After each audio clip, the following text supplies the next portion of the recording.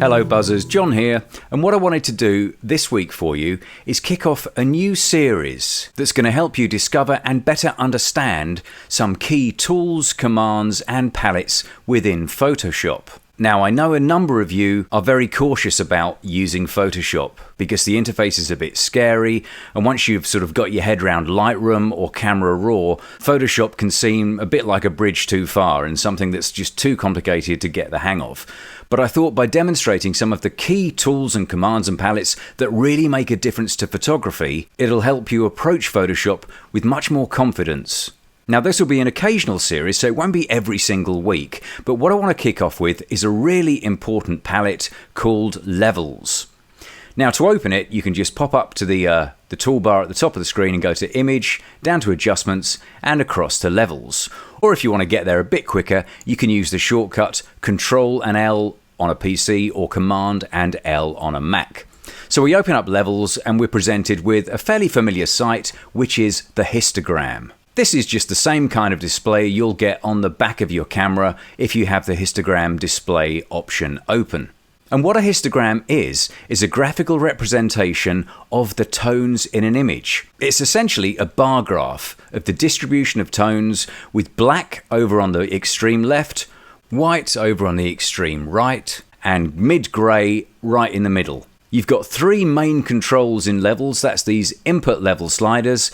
This is the shadows, this is the midtones, and this is the highlights. And you can move these things around to affect the way the image looks. In a sense, you're kind of controlling the overall exposure or the look of the exposure of the image after it's been taken using software. Now, I'll quickly close that down because there is a better way to get to Levels, and that's by using an adjustment layer. To do that is really easy. You just have to have your layers palette up on screen. So to get there, just go to Window and choose Layers if it's not already on screen. Normally it'll be down the right hand side. So here we've got the original layer of the image. This is just a background layer. And to create a Levels adjustment layer, all we've got to do is click on this icon here, the half white, half black circle. Click on that and then choose Levels from the list. That gives you the same palette as we just saw, but does it as an adjustment layer. So it means that we can make changes to these levels without affecting the image underneath. If we make a change and move the white point inwards, we can then switch it off and see how it originally looked and what our difference is. So in many ways, it's a better way of using things because it's flexible and adjustable, and that's my preferred way of using the Levels palette. Use it as an adjustment layer. Okay, what I'm going to do now is switch to a different image to explain what's going on in Levels. Because one thing that's really important to know is that this bar graph doesn't tell you anything about the content of the image. All it tells you about is the distribution of tones. So let me swap to this image up here. I'm going to go to this picture and I'll get the layers palette off screen so we don't get any confusion. There we go. So that's our Levels palette. And what we have is a simple graphical image, which is 50% black and 50% white. That's shown in the Levels palette as a black line and a white line. And because it's a 50-50 split, it means we've got exactly the same number of black pixels, there they are, as we have white pixels, there they are. So we've got two lines, both going full scale, running to the top of the graph, and that just tells us we've got the same number of black pixels and the same number of white pixels. What Levels doesn't tell us is where they are in the image. So any image with 50% black and 50% white would give exactly the same Levels palette. So let me just demonstrate that. If I change to a different image, perhaps something like that, where we've changed effectively the composition, but haven't changed the distribution of tones, we have exactly the same Levels palette. So we've still got 50-50 black and white, but they're arranged differently. So that's the important thing to remember about Levels. All they're doing is counting the pixels and displaying them in a graphical form. We could change it again and go for a chessboard. And once again, though the image is completely different, we still have the same Levels palette because we've got 50% black and 50% white in the image. So black and white are represented by these lines as even Stevens. If we decided to introduce some different tones, let's go for a grey tone. Let's do some of our little squares here. We'll change some of the whites to grey. What we now have, there's our black pixels. They've stayed at the same number, but the grey pixels and the white pixels, there's half as many of those as there are black. So we see the lines basically come down. So grey and white are equal in their distribution, but black hasn't changed. Now, by moving these input level sliders, we can affect the way the image looks, and we affect the way the tones appear in the picture. So if, for example, we were to grab hold of the white slider and move it to the left, we will make the whole image appear brighter. We're adding more white to it. And when our white gets to the point that was occupied by grey, what you're doing is issuing a command to Photoshop to say, this is my new white point, make everything that used to be this tone white instead. So we're effectively setting a white point. We could do it the other way as well. If we move that back, we could take the shadow slider or the black point of the image and we can move that towards the middle, and once we hit that grey line, we've made all those grey pixels black. If we choose to leave the extremes as they are, so we take our black, so it is black, and we take our white, so it is white, we could then move the midpoint of the image, and this will affect the midtones. So it means our grey tones, our midtones, will become brighter if we move them to the left. So there we're getting very light greys until they go completely white. Or if we move them in the other direction, we'll make them darker. So if we get our midtones and pull them over towards the right, we make our greys darker and darker until they eventually become black. So that's what the midtone slider, the shadow slider, and the highlight slider do. But at no point is the histogram or the levels palette telling us anything about the content of the image. It's just giving us a graph of this is how many grey pixels we've got, this is how many white pixels we've got, and this is how many black pixels we've got. So hopefully that's clear, and that's telling you really what levels is doing. So now we've had a look at my chessboard, let's go back to a proper image and see what's going on and how we can read the levels graph in conjunction with a proper picture. So we'll go back to that one. And there's my snowy scene taken in the Peak District on the Great Ridge, as it's called, between Loose Hill and Mam Tor in the distance. And if we look at this levels palette, what we can see is that the graph doesn't extend all the way to the edge. If we just max out our whites, what we have are gaps. We've got a gap at the black end of the histogram, and we've got a gap at the white end of the histogram. And these gaps are quite important because if you see them in your images, it means you don't have a full range of tones. You're not maxing out the range of the image from black through to white. And that means your image is going to be a low contrast image because it doesn't have that full range of tones.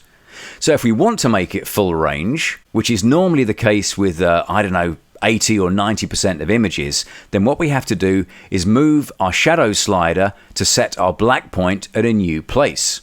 So in this instance, what we need to do is move that black point to meet the edge of the graph, and you can see the image getting darker. We'd need to do the same thing at the other end of the scale, and we'd need to grab hold of our white point or our highlight slider and move that back to meet the edge of the graph. And there you can see everything brighten up a touch. Now, if I just bring my layers palette back on screen, we can see the advantage of using a levels adjustment layer.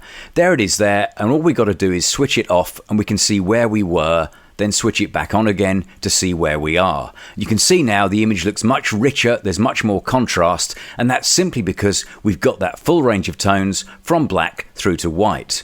Now, with these extremes set, we can then alter the midpoint as well. We can change the midtones. We can make them brighter to make everything look a bit more washed out, or we can make them darker and make everything look a bit more intense. So once you've set your extremes, your black and your white point, you can then have a play with the midpoint slider just to see if you want to make it a little bit brighter or a little bit darker. And that's really kind of like an overall exposure control for your picture. So far, so good. Okay, I'm just going to reset that to 1. That's its default value. And I'll just expand it out again so we get back to our original picture. These other controls, the eyedroppers, do a very similar thing to moving the sliders, but it means you can kind of cherry pick specific parts of the image. So let's just make sure we can see the whole image. There we go. What I'm going to do first of all is set a black point. And I can use this here, the black point eyedropper. So I click on that to make it active. And then any point I click on in the image will become black. So if, for example, I wanted to pick this corner of the sky and make that the black point or the darkest pixels in the image, I click on that and the whole histogram and distribution of tones within the image changes to accommodate that point. I'll just hit Control or Command and Z to undo that change. The same thing happens with the white point slider. If I click on that and want to make, say, this area here white, click on that and the whole thing will be redistributed to make that pure white. Everything else above it will get blown out and the histogram will change, as will the image, to accommodate the alteration I've made. I'll undo that one as well because it's wrong. What you often want to do is decide, what do I want to be the darkest pixels that are devoid of any detail?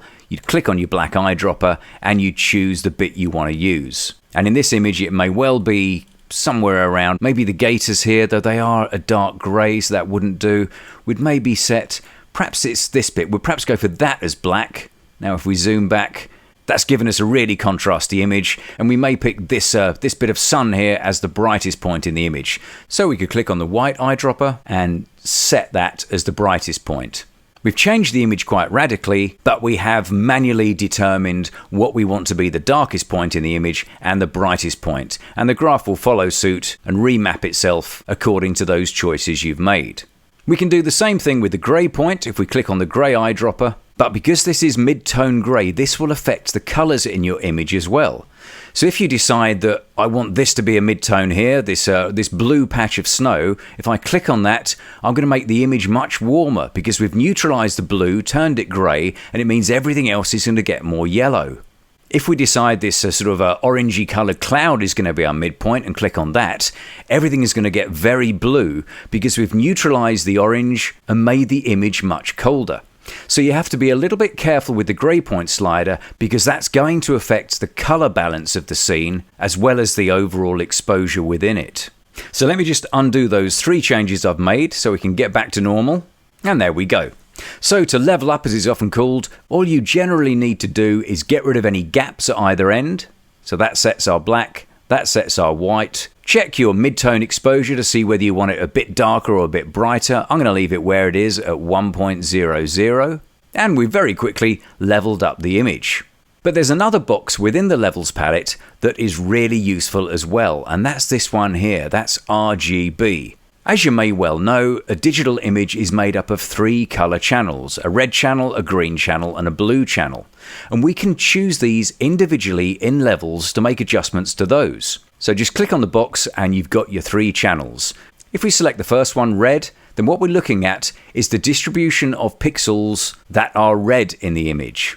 If we then go for green, we see the green pixels, and then we go for blue, we see the blue pixels. And you'll notice that they're all different. And it's the difference between these 3 channels and the way they interact with each other that gives us all the colours we see. But the thing that's really useful about the colour channels in everyday use is that we can select, say, the red channel, and then we can change the way the red tones are distributed. So what that means is we could use the mid-tone slider here. If we move it towards the left, we get more red in the image because we're changing the colour balance by changing the distribution of tones in the red channel. Or if we move it to the right, we get more cyan in the image because that's the opposite of red. So if you wanted to warm up a scene, which would mean adding an amber cast to it, all you'd have to do is move the red channel a little bit to the left, and then you'd switch to the blue channel, and you move that in the opposite direction, a little bit to the right. That adds a bit of yellow, and what we get is a much warmer image as a consequence. And we can just check the before and after by switching our levels adjustment layer on and off. So switch it off, that's where we were, switch it back on, we've got a much warmer, perhaps a much more inviting image that's making much more of this sunset going on in the top half. So with that colour adjustment, we've got a completely different look to the image that works rather effectively. And the great news is it's all contained on that adjustment layer. So if it all goes wrong and you don't like what you've done, all you've got to do is drag that to the trash can icon, release the mouse, and you're back to where you started from. So no damage has been done to the original picture, everything's non-destructive because you use levels as an adjustment layer. So I'll quickly run through those changes again. All we've got to do is click on the adjustment layer icon and choose levels from the list. That brings up our levels adjustment layer and we can get into the properties palette to make our changes. We'll start with RGB because that will affect our contrast, and we're going to pull in our black slider just to meet the graph, and we'll pull in our white slider to meet the graph as well. That means we now have a full range of tones from black here through to white here. Now that's done, we could then look at the colour balance and perhaps warm up the scene slightly, and to do that we need to get at the individual channels rather than use the channel that stacks them all together. So we click on RGB and we're going to select red first of all, and to get a bit more red content in the image we're going to move the midtone slider just a nats to the left. Doesn't have to be very much. Then to get a bit of yellow in the image we need negative blue. So we select the blue channel, and we're going to move the midtone slider of the blue channel just a little bit to the right to introduce a bit more yellow. So we've made quite a subtle change, but it has made a really big difference. And if we go back to our layers palette and switch off that levels adjustment layer, you can see the difference. There's our original, a bit low in contrast, a bit low in presence and impact.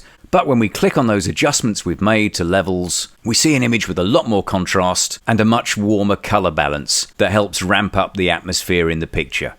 You will notice there's another box within the levels palette, and that's this one here called Preset. At the moment it's set to custom because I've made the changes manually within it, but we can choose different options from here as well. So you've got increased contrast 1, 2 and 3, you can lighten shadows, you can make the whole thing lighter or darker, or you can change the midtones. You don't need any of these because we've just seen how to do it manually using the sliders. All these things are preset options for people who don't know how to use the levels palette. But after watching this, you do. So you don't need them. Alright, well I hope that was useful as a little tour of what levels is and what levels does. And if you've got a spare 10 minutes while it's fresh in your mind, open up one of your images, check your levels, and see if you can make a couple of little tweaks and adjustments that will improve the look of your image. Alright, thanks for watching. I'll see you next time.